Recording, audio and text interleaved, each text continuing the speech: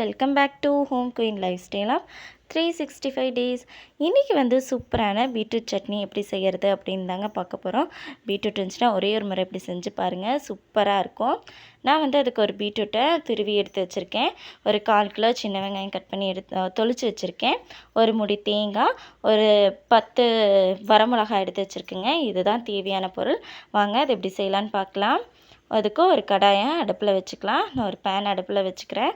Pan நல்லா சூடானதுக்கப்புறமா நம்ம தொளிச்சு வச்சுருக்க சின்ன வெங்காயத்தை போட்டுக்கலாம்.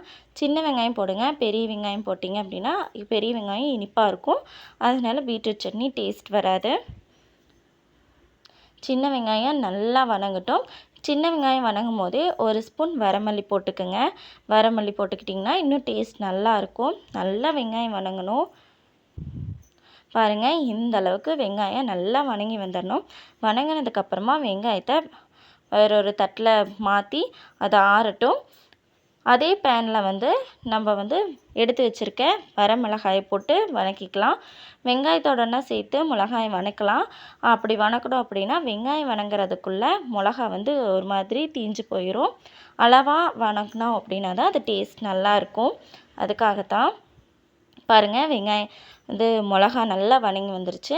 இப்போ வந்து நம்ம துருவி வச்சுருக்க பீட்ரூட்டை இதோடனே ஆட் பண்ணி எண்ணெய் ஊற்றி நல்லா வதக்குங்க. பீட்ரூட் வந்து நல்லா சுருங்கி நிறம் மாறி வந்துடணும். அந்த பீட்ரூட் ஸ்மெல்லே வந்து வெந்த ஸ்மெல் வரும். அந்த அளவுக்கு ஸ்மெல் வந்ததுக்கப்புறமா பீட்ரூட்டையும் எடுத்துடலாம். நல்லா வதக்குங்க. ஒரு 5 மினிட்ஸ் நல்லா வதக்குனிங்கனாவே கலர் சேஞ்ச் ஆயிரும். பாருங்கள், பீட்ரூட்டை இந்த அளவுக்கு வதங்கியிருக்கு. இந்த அளவுக்கு கலர் சேஞ்ச் ஆனதுக்கப்புறமா நம்ம அரைக்கிறதுக்கு எல்லாம் ரெடி பண்ணிக்கலாம். நான் வந்து துருவின தேங்காய் வந்து ஒரு முடி தேங்காயை இதில் ஆட் பண்ணியிருக்கேன். தேவையான அளவு உப்பு, ஒரு துண்டு புளி ஆட் பண்ணியிருக்கேன். ஆட் பண்ணி இதை நல்லா மிக்ஸி ஜாரில் போட்டு கரகரப்பாக அரைச்சி எடுத்துக்கோங்க. பாருங்கள், அதுக்கப்புறமா வழக்கமாக சட்னிக்கு கொடுக்குற தாளிப்பு கொடுத்து இறக்கிட்டோம் அப்படின்னா சூடான சுவையான பீட்ரூட் சட்னி சூப்பராக ரெடி. ஒரே ஒரு முறை பீட்ரூட் இருந்துச்சுன்னா இந்த மாதிரி செஞ்சு பாருங்கள், சூப்பராக இருக்கும். இது வந்து இட்லி, தோசை, சப்பாத்தி, சாப்பாடு எல்லாத்துக்குமே டேஸ்ட்டாக இருக்கும். ஒரு முறை செஞ்சு பார்த்துட்டு எப்படி இருக்குது அப்படின்னு கமெண்டில் சொல்லுங்கள்.